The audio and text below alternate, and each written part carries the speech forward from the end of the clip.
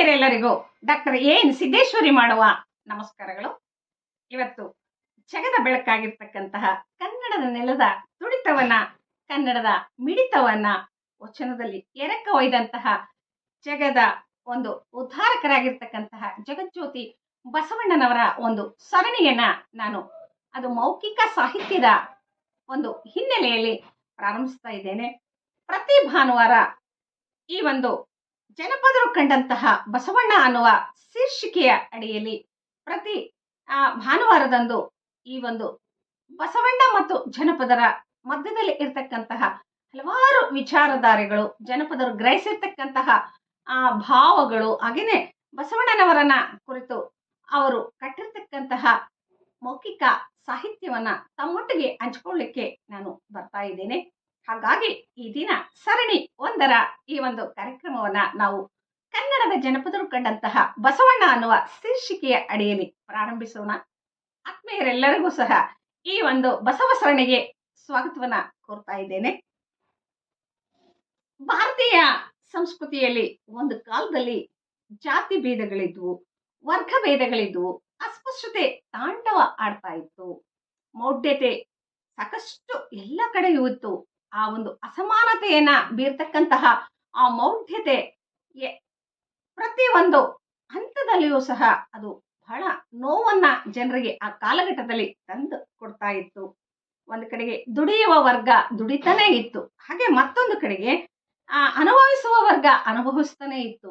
ಅದ್ರ ಜೊತೆಗೇನೆ ಹೆಣ್ಣು ಹುಟ್ಟಿರೋದೆ ಬೇರೆಯವರ ಸೇವೆಯನ್ನ ಮಾಡ್ಲಿಕ್ಕೆ, ಅನ್ಯರ ಚಾಕರಿಯನ್ನ ಮಾಡ್ಲಿಕ್ಕೆ ಅನ್ನುವ ಒಂದು ಮೌಢ್ಯ ಕಾಲ ಸಹ ಅದು ಆಗಿತ್ತು. ಅದು 12ನೇ ಶತಮಾನ ಅಂತಕ್ಕಂಥದ್ದನ್ನ ನಾವು ಇವತ್ತು ಮನದಟ್ಟು ಮಾಡ್ಕೊಳ್ಬೇಕಾಗ್ತದೆ. ಇಂತಹ ಒಂದು ಸಂಕಷ್ಟದಲ್ಲಿ ಎಲ್ಲ ಒಂದ್ ಕಡೆಗೆ ಮಾನವೀಯ ಮೌಲ್ಯಗಳನ್ನ ಬೆಸೆದು ಹಾಗೇನೆ ಹೊಸ ಮತವನ್ನ ಹುಟ್ಟು ಹಾಕ್ತಕ್ಕಂತಹ ಒಂದು ಪ್ರಯತ್ನವನ್ನ ಮಾಡದಂತಹ ಆ ಒಂದು ಪ್ರಯತ್ನಕ್ಕೆ ಮೊದಲು ತಮ್ಮ ಮನೆಯಿಂದನೇ ಆ ಒಂದು ಪ್ರಯತ್ನ ಪ್ರತಿಭಟನೆ ನಡೆಯಿತು. ತಮ್ಮ ಕುಟುಂಬದಲ್ಲಿನೇ ಅಸಮಾನತೆಯನ್ನ ವಿರೋಧಿಸಿ ಹೊರಗೆ ಬಂದಂತಹ ವಿಚಾರವಾದಿಗಳು, ದಿವ್ಯ ಜ್ಞಾನಿಗಳು, ಸ್ಫೂರ್ತಿಯ ಸೆಲೆ ಆದಂತವರು ಅಂತ ಹೇಳಿದ್ರೆ ಅಣ್ಣ ಬಸವಣ್ಣನವರು ಆಗ್ತಾರೆ. ತಳ ಸಮುದಾಯವನ್ನ ಎಲ್ಲ ಒಂದ್ ಕಡೆಗೆ ಅವರ ಅಕ್ಷರ ದಾಸೋಹ ಆಗ್ಬೋದು, ಅನ್ನದಾಸೋಹ ಆಗ್ಬೋದು, ಕಾಯಕದ ಮಹತ್ವ ಆಗ್ಬೋದು, ಅವೆಲ್ಲವೂ ಸಹ ಆಕರ್ಷಣೆಗೆ ಒಳಗಾಗ್ತಾರೆ ತಳ ಸಮುದಾಯದವರು. ಹಾಗಾಗಿ ಇಲ್ಲಿ ಇಷ್ಟಲಿಂಗದ ಆವಿಷ್ಕಾರ, ಅನುಭವ ಮಂಟಪವನ್ನ ಕಟ್ಟುವಿಕೆ, ಲಿಂಗವನ್ನ ಆಯತವಾಗಿಸಿಕೊಂಡಂತಹದ್ದು, ಹಾಗೇನೆ ಲಿಂಗಾಯತರಾಗಿ ಆ ಲಿಂಗವಂತಿಕೆಯ ಹಿನ್ನೆಲೆಯಲ್ಲಿ ತಾವು ಏನು ಶಿಷ್ಟಾಚಾರಗಳನ್ನ ಅನುಭವಿಸಿದ್ರು ಅಂತಕ್ಕಂತಹ ವಿಚಾರವನ್ನ ನಮ್ಮ ಮೌಖಿಕ ಸಾಹಿತ್ಯದ ಮೂಲಕ ಜನಪದರು ತಾವು ಕಂಡದ್ದನ್ನ, ತಾವು ನೋಡಿದ್ದನ್ನ, ತಾವು ಕೇಳಿದ್ದನ್ನ, ಅದು ಹೆಂಗೆ ನಡೆದ್ರು ಹಂಗೆ ನುಡಿದಂತಹ ವಿಚಾರಗಳನ್ನ ಆ ಒಂದು ತಮ್ಮ ಜೀವನಾನುಭವದ ಬದುಕಿನ ಅನುಭವದ ಮೂಲಕ ಕಟ್ಟಿಕೊಟ್ಟಂತಹ ಯಶೋಗಾಥೆಯ ಒಂದು ವಾಸ್ತವ ಚಿತ್ರಣವನ್ನ ನಾನು ಪ್ರತಿ ವಾರ ತಮ್ಮ ಮುಂದೆ ಇಡ್ಲಿಕ್ಕೆ ಬಯಸ್ತಾ ಇದ್ದೇನೆ. ಜನಪದರು ಕಟ್ಟಿದ ಬಸವಣ್ಣನ ಇತಿಹಾಸದ ವಾಸ್ತವ ಚಿತ್ರಣಗಳ ಒಂದು ಮೌಖಿಕ ಸಾಹಿತ್ಯ ನಮ್ಮಲ್ಲಿ ಸಾಕಷ್ಟು ಇದೆ. ಆ ಒಂದು ಸಾಹಿತ್ಯವನ್ನ ಎಲ್ಲ ಒಂದು ಕಡೆಗೆ ಸಂಗ್ರಹಿಸುವ ಕೆಲಸಗಳು ಸಹ ಈ ಆಧುನಿಕ ಕಾಲಘಟ್ಟದಲ್ಲಿ ಆಗ್ಬೇಕು ಅಂತೇಳಿ ನನ್ನ ಆಶಯವಾಗಿದೆ. ಹಾಗಾಗಿ ಆ ಜನಪದರ ಒಂದು ನುಡಿ ಆಶಯಗಳು ಒಂದು ಸರಣಿಯ ಮೂಲಕ ಒಂದು ಕಡೆ ವಾಹಿನಿಯಲ್ಲಿ ಸೇರ್ಕೊಳ್ಳಿ ಅನ್ನುವ ಭಾವದಿಂದ ಇದನ್ನ ನಾನು ಪ್ರಾರಂಭಿಸಿದ್ದೇನೆ. ನಮ್ಮ ಜನಪದರು ಹೇಳ್ತಾರೆ, ಬಸವ ನಿನಗೊಬ್ಬಣ್ಣ, ಬಸವ ನಿನಗೊಬ್ಬಕ್ಕ, ಬಸವ ನಿನಗೊಬ್ಬಣ್ಣ, ಬಸವ ನಿನಗೊಬ್ಬಕ್ಕ, ಬಸವ ನಿನ್ನ ಹೆಸರು ಅಮರಾತು ಜಗಕ್ಕಿಲ್ಲ, ಬಸವ ನಿನ್ನ ಹೆಸರು ಅಮರಾತು ಜಗಕ್ಕಿಲ್ಲ, ಬಸವ ನಿನ್ನಿಂದ ಕಲ್ಯಾಣ ಹೆಸರಾಯ್ತು, ಬಸವ ನಿನ್ನಿಂದ ಕಲ್ಯಾಣ ಹೆಸರಾಯ್ತು. ಇಲ್ಲಿ ಅಕ್ಕರೆಯ ಅಕ್ಕ ನಾಗಲಾಂಬಿಕೆಗೆ ಆ ಜನಿವಾರವನ್ನ ಹಾಕದೆ ನನಗೆ ಯಾಕೆ ಹಾಕ್ತೀರಿ ಅಂತೇಳಿ ಪ್ರಶ್ನಿಸಿ ತನ್ನ ಕುಟುಂಬದಿಂದನೇ ಹೊರ ನಡೆದಂತಹ ಬಸವಣ್ಣನವರಿಗೆ ಬೆನ್ನೆಲುಬಾದಂಥವರು ಅಕ್ಕ ನಾಗಲಾಂಬಿಕೆ. ಹಾಗಾಗಿ ಇಲ್ಲಿ ಬಸವ ನಿನಗೊಬ್ಬ ಅಣ್ಣ, ಒಬ್ಬ ಅಣ್ಣ ಬಸವರಾಜ ಅಂತಕ್ಕಂತಹ ಒಬ್ಬ ಅಣ್ಣ ಇದ್ದಾರೆ, ಹಾಗೇನೆ ನಾಗಲಾಂಬಿಕೆ ಅಂತಕ್ಕಂತಹ ಒಬ್ಬ ಅಕ್ಕ ಇದ್ದಾರೆ. ಬಸವನ ಹುಟ್ಟು ಎಲ್ಲಾಯ್ತು, ಇಂಗಳೇಶ್ವರದಲ್ಲಾಯ್ತು ಅಥವಾ ಬಾಗೇವಾಡಿಯಲ್ಲಾಯ್ತು ಅನ್ನುವ ಒಂದು ಐತಿಹಾಸಿಕ ವಿಚಾರಗಳನ್ನು ಸಹ ಇಂತಹ ತ್ರಿಪದಿಗಳು ಇವತ್ತು ನಮಗೆ ಹೇಳ್ಕೊಡ್ತಾ ಹೋಗ್ತವೆ. ನಮ್ಮ ಒಂದು ಜನಪದರ ಒಂದು ಸಂಪ್ರದಾಯದ ಪ್ರಕಾರ ಚೊಚ್ಚಲು ಮತ್ತೆ ಮೊಚ್ಚಲು ಮಕ್ಕಳು ತಾಯಿಯ ತವರು ಇಂಗಳೇಶ್ವರದಲ್ಲಿ ಆಗ್ತದೆ. ಆದ್ರೆ ಮೂರನೆಯ ಮಗು ಗಂಡನ ಮನೆಯಲ್ಲಿ ಆಗ್ತದೆ. ಗಂಡನ ಮನೆ ಯಾವುದು ಅನ್ನುವ ಒಂದು ಸಂಶೋಧಕರ ಒಂದು ವಿಚಾರಗಳಿಗೂ ಸಹ ಈ ಒಂದು ತ್ರಿಪದಿಗಳು ವಿಷಯಗಳನ್ನ ಒದಗಿಸ್ಕೊಡ್ತೇವೆ ಅಂತ ಹೇಳಿ ಬಯಸ್ತೇನೆ. ಮತ್ತೆ ನಮ್ಮ ಜನಪದರ ಮುಂದೆ ಹೇಳ್ತಾ ಹೋಗ್ತಾರೆ, ಅಡೆದವ್ವ ಮಾದವ್ವ ಹಡದಪ್ಪ ಮಾದಪ್ಪ, ಅಡೆದವ್ವ ಮಾದವ್ವ ಹಡದಪ್ಪ ಮಾದರಸ, ಪಡೆದವ್ವ ಅಕ್ಕ ನಾಗಾಯಿ, ಪಡೆದವ್ವ ಅಕ್ಕ ನಾಗಾಯಿ ಬಸವನಿಗೆ ಬಿಡದೆ ಸಲುಹಿದಳು. ಇಲ್ಲಿ ಅಕ್ಕ ತನ್ನ ಬೆನ್ನಿಗೆ ನಿಂತು ಪ್ರತಿ ಒಂದು ಹೆಜ್ಜೆಯಲ್ಲಿಯೂ ಸಹ ಹೆಜ್ಜೆಯಾಗಿ ಮಗನೋಪಾದಿಯಲ್ಲಿ ಬಸವಣ್ಣನವರನ್ನ ಸಾಕಿ ಸಲಹಿರುವಂತಹ ವಿಚಾರಗಳನ್ನ ಇಲ್ಲಿ ಹೇಳ್ತಾ ಹೋಗ್ತಾರೆ. ಮಾನಸಿಕವಾಗಿ ಎಲ್ಲೋ ಒಂದ್ ಕಡೆಗೆ ದಲಿತತ್ವದ ಪ್ರಜ್ಞೆಗೆ ಒತ್ತು ಕೊಟ್ಟು ದಲಿತರಾಗಿ ಹುಟ್ಟಿ ದಲಿತರ ಪರ ಹೋರಾಡಿದ್ದು, ಹಾಗೇನೆ ಆ ಹೋರಾಟಕ್ಕೆ ಬೆನ್ನೆಲುವಾಗಿ ನಿಂತದ್ದು ಇಲ್ಲಿ ಹಡೆದ ಅವ್ವನೂ ಅಲ್ಲ, ಹಡೆದ ಅಪ್ಪನೂ ಅಲ್ಲ, ಆದ್ರೆ ಪಡೆದವ್ವ ಅಕ್ಕ ನಾಗಾಯಿ ಅನ್ನುವ ಒಂದು ನಿಜ ಸತ್ಯವನ್ನ ಇಲ್ಲಿ ನಮ್ಮ ಜನಪದರು ಹೇಳ್ತಾ ಹೋಗ್ತಾರೆ. ಇನ್ನು ಮುಂದೆ ನೋಡೋದಾದ್ರೆ, ಬಸವಣ್ಣ ಬರುವಾಗ ಬಿಸಿಲು ಬೆಳದಿಂಗಾಳಾತು, ಬಸವಣ್ಣ ಬರುವಾಗ ಬಿಸಿಲು ಬೆಳದಿಂಗಾಳಾತು, ಮಗ್ಗು ಮಲ್ಲಿಗೆ ಹರಳ್ಯಾವ, ಮಗ್ಗು ಮಲ್ಲಿಗೆ ಹರಳ್ಯಾವ ಯಾಲಕ್ಕಿ ಗೊನಿಬಾಗಿ ಹಾಲ ಸುರಿದಾವ, ಮಗ್ಗು ಮಲ್ಲಿಗೆ ಹರಳ್ಯಾವ ಯಾಲಕ್ಕಿ ಗೊನಿಬಾಗಿ ಹಾಲ ಸುರಿದಾವ. ಆ ಬಸವಣ್ಣನವರು ಬರ್ತಕ್ಕಂತಹ ಆ ಕಲ್ಯಾಣದ ಹಾದಿ ಏನಿತ್ತಲ್ಲ, ಆ ಹಾದಿ ಕಾತುರದಿಂದ ಅಣ್ಣನವರಿಗೆ ಕಾಯ್ತಾ ಇತ್ತಂತೆ. ಅಲ್ಲಿ ಭಕ್ತಿಯ ಒಂದು ರಸ ಅರಿತಾ ಇತ್ತು. ಯಾಲಕ್ಕಿ ಗೊನೆಬಾಗಿ ಕಾಯ್ತಾ ಇದ್ವು, ಮಲ್ಲಿಗೆ ಹರಳಿದ್ವು, ಬಿಸಿಲು ಅಂತಕ್ಕಂಥದ್ದು ಬೆಳದಿಂಗಳಾಯ್ತು. ಯಾಲಕ್ಕಿಯ ಗೊನೆಬಾಗಿ ಹಾಲನ್ನ ಸುರಿಸ್ತವೆ, ಅದು ಭಕ್ತಿ ರಸವನ್ನ ಸುರಿಸ್ತಾ ಇತ್ತು. ಶಕ್ತಿ, ಬಸವಣ್ಣ ಅಂದ್ರೆ ಒಂದು ಭರವಸೆ, ಅದೊಂದು ಪ್ರಖರತೆ, ಅದು ಒಂದು ಬೆಳಕು ಅನ್ನುವ ವಿಚಾರವನ್ನ ನಮ್ಮ ಜನಪದರು ಬಹಳ ಮುಕ್ತ ಕಂಠದಿಂದ ಹೊಗಳ್ತಾ ಹೋಗ್ತಾರೆ. ಬಸವಣ್ಣ ಅಂದ್ರೇನೆ ಬ್ರಾಹ್ಮಣನಾಗಿ ಹುಟ್ಟಿ ವೀರಶೈವನಾಗಿ ಬೆಳೆದು ಈ ಒಂದು ದಲಿತನಾಗಿ ಬದುಕಿದ್ದನ್ನ ಆ ಒಂದು ಆ ಕಷ್ಟ ಕೋಟಲೆಗಳನ್ನ ಎದುರಿಸಿದ್ದನ್ನ ಅದೆಲ್ಲವನ್ನು ಸಹ ನಮ್ಮ ಮೌಖಿಕ ಸಾಹಿತ್ಯ ತನ್ನದೇ ಆದ ವಿಚಾರಧಾರೆಗಳ ಮೂಲಕ, ಶಬ್ದ ಲಾಲಿತ್ಯದ ಮೂಲಕ ಆ ಒಂದು ಒಳ ತುಡಿತಗಳನ್ನ ಬಹಳ ಸುಂದರವಾಗಿ ಕಟ್ಕೊಡ್ತಾ ಹೋಗ್ತಾರೆ.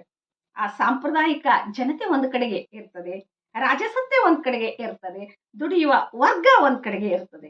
ಅಂತಹ ಸಂದರ್ಭದಲ್ಲಿ ಬಸವಣ್ಣನವರು ಯಾವ ಕಡೆಗೆ ಹೋಲ್ಬೇಕು, ಏನ್ ಸಂಪ್ರದಾಯದ ಕಡೆಗೆ ನಿಂತ್ಕೋಬೇಕು, ರಾಜಸತ್ತೆಯ ಕಡೆಗೆ ನಿಂತ್ಕೋಬೇಕು, ಅಥವಾ ದುಡಿಯುವ ವರ್ಗವನ್ನ ನಾನು ಬೆನ್ನೆಲುಬಾಗಿ ಮಾಡ್ಕೊಳ್ಬೇಕು ಅನ್ನುವ ಒಂದು ಸಂದಿಗ್ಧ ಸವಾಲಿನ ಪರಿಸ್ಥಿತಿ ಒಳಗೆ ಇದ್ದಾಗ ಹೇಗೆ ನಿರ್ಧಾರಗಳನ್ನ ಅಣ್ಣ ಬಸವಣ್ಣನವರು ತಗೊಂಡ್ರು ಅಂತಕ್ಕಂಥದ್ದನ್ನ ಇಲ್ಲಿ ಬಹಳ ಸ್ಪಷ್ಟವಾಗಿ ಹೇಳ್ತಾ ಹೋಗ್ತಾರೆ. ಅನುಭಾವ ಮಂಟಪದಿ ಅನುಭಾವಿ ಬಸವಣ್ಣ, ಅನುಭಾವ ಮಂಟಪದಿ ಅನುಭಾವಿ ಬಸವಣ್ಣ, ಅನುನಯದಿ ಮೂಲ ಚಾಲಕನು, ಅನುನಯದಿ ಮೂಲ ಚಾಲಕನು ಶಿವಮತಕ್ಕೆ ತನು ಮನ ಧನವಾನ್ ನೆರೆದಿದ್ದ, ತನು ಮನ ಧನವಾನ್ ನೆರೆದಿದ್ದ. ಇಲ್ಲಿ ಶಿವನೇ ಶರಣರು, ಕಾಯಕವೇ ಕೈಲಾಸ, ಶಿವಮಂತ್ರ ವಿಶ್ವಪಥಕ್ಕೆ ದಾರಿಯನ್ನ ಮಾಡ್ಕೊಡ್ತಕ್ಕಂಥದ್ದು.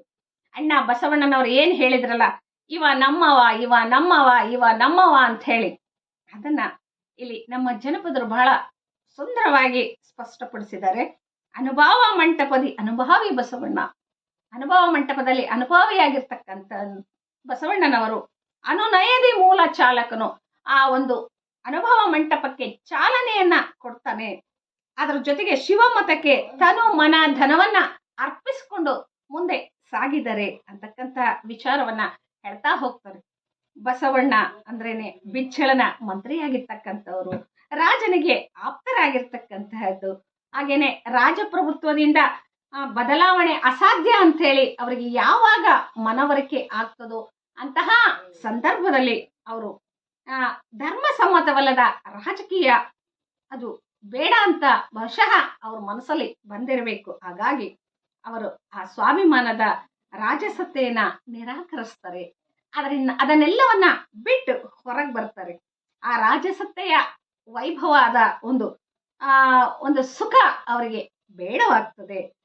ಆ ಮನಸ್ಸು ದಲಿತತ್ವದ ಕಡೆಗೆ ವಾಲ್ತಾ ಹೋಗ್ತದೆ. ಅಲ್ಲಿರ್ತಕ್ಕಂತಹ ವೈರುಧ್ಯಗಳನ್ನ ಗಮನಿಸ್ಕೊಳ್ತಾ ಹೋಗ್ತದೆ. ಆ ವೈರುಧ್ಯಗಳನ್ನ ಗಮನಿಸ್ತಾ ಅಲ್ಲಿ ಏನಾದ್ರೂ ಒಂದು ಬದಲಾವಣೆಯನ್ನ ತರಬೇಕು ಅಂತ ಹೇಳಿ ಆ ಕಡೆಗೆ ಮನಸ್ಸನ್ನ ಅವರು ಹರಿಕೊಡ್ತಾರೆ.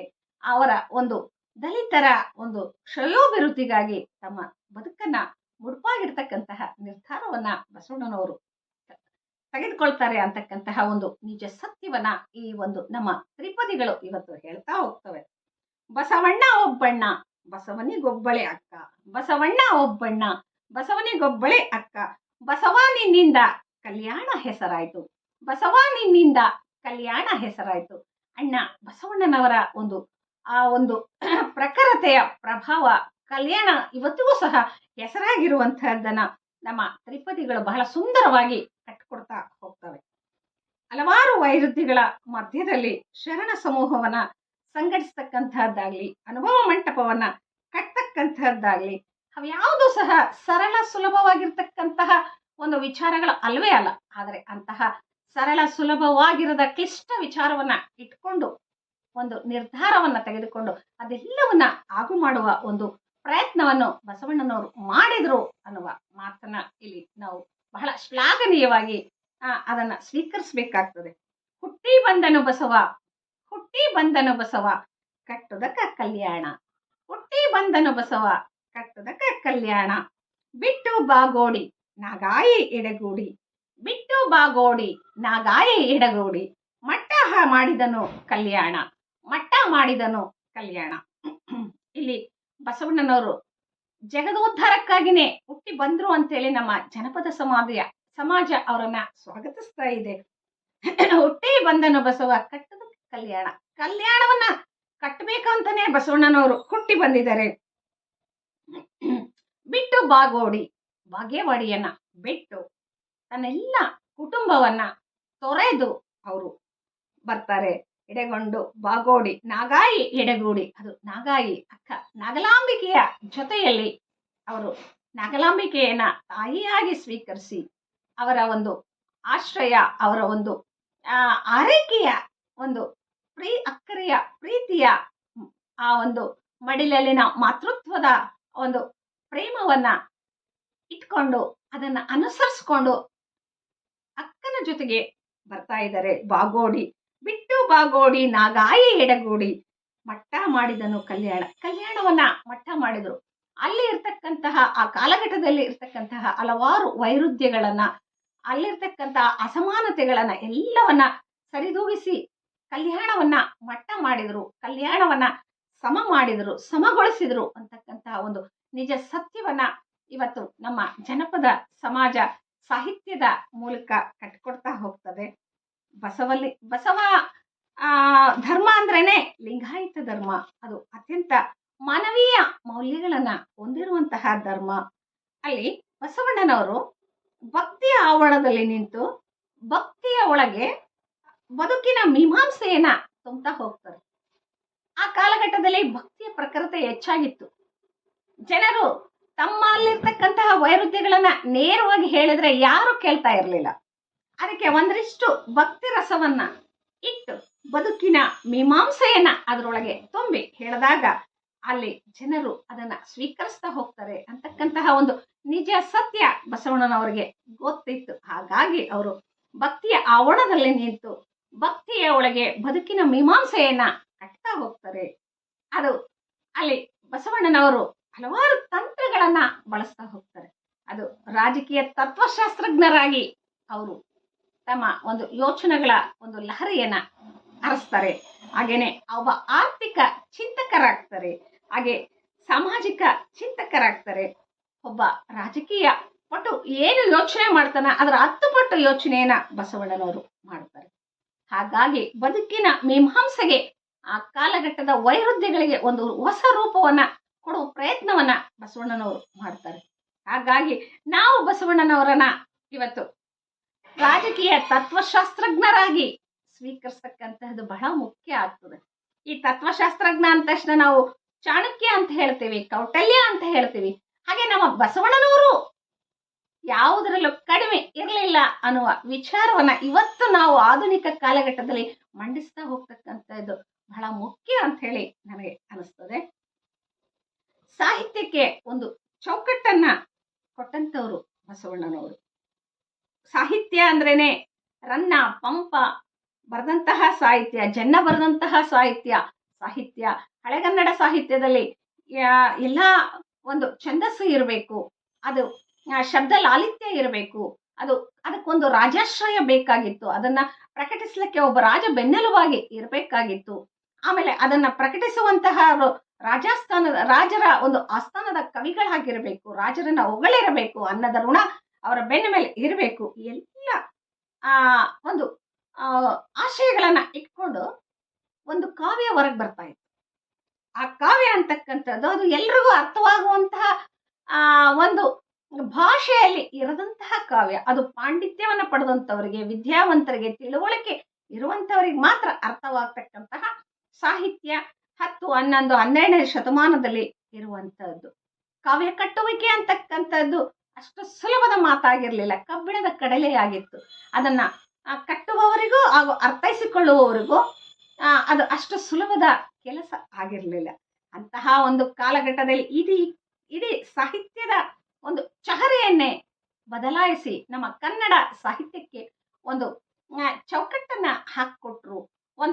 ಈಗೂ ನಾವು ಸಾಹಿತ್ಯವನ್ನ ರಚಿಸಬಹುದು, ಸರಳ ಶಬ್ದಗಳನ್ನ ಬಳಸಬಹುದು, ಜನರ ಒಂದು ಗ್ರಹಿಕೆಗೆ ಅನುಕೂಲ ಆಗುವ ರೀತಿಯಲ್ಲಿ ಸಾಹಿತ್ಯ ಕಟ್ಟುವಿಕೆಯನ್ನ ನಾವು ಮಾಡ್ಬೋದು ಅನ್ನುವಂಥದ್ದನ್ನ ಬಹಳ ಸರಳವಾಗಿ ತೋರಿಸ್ಕೊಟ್ಟಂತವ್ರು ಬಸವಣ್ಣನವರು. ಹಾಗಾಗಿ ಅವರ ವಿಚಾರಗಳನ್ನ ಇಲ್ಲಿ ನಮ್ಮ ಜನಪದರು ಹೇಳ್ತಾರೆ.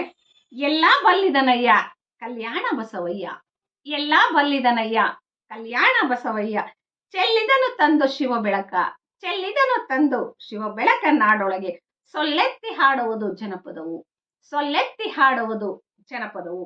ಇಲ್ಲಿ ಕಬ್ಬಿಣದ ಕಡಲೆಯ ಅಷ್ಟು ಕಠಿಣವಾಗಿರ್ತಕ್ಕಂತಹ ಸಂಸ್ಕೃತ ಸಾಹಿತ್ಯ ಒಂದು ಕಡೆಗೆ, ಹಳೆಗನ್ನಡ ಸಾಹಿತ್ಯ ಮತ್ತೊಂದು ಕಡೆಗಿತ್ತು. ಆ ಎಲ್ಲ ಸಾಹಿತ್ಯವನ್ನ ಬಿಟ್ಟು ಒಂದು ತಿಳಿಗನ್ನಡದ ಸಾಹಿತ್ಯವನ್ನ, ಅಪ್ಪಟ ದೇಶಿ ಭಾಷೆಯ ಒಂದು ಸಾಹಿತ್ಯವನ್ನ ಕಟ್ಟಿ ಆ ಸಾಹಿತ್ಯದ ಮೂಲಕ ಜನರ ಮನಸ್ಸನ್ನ ಗೆದ್ದಂಥವ್ರು, ಸಾಮಾಜಿಕ ವೈರುಧ್ಯಗಳನ್ನ ಗುರುತಿಸ್ಕೊಂಡವರು ಅಂತ ಹೇಳಿದ್ರೆ ಜನಪದ ಸಮಾಜ.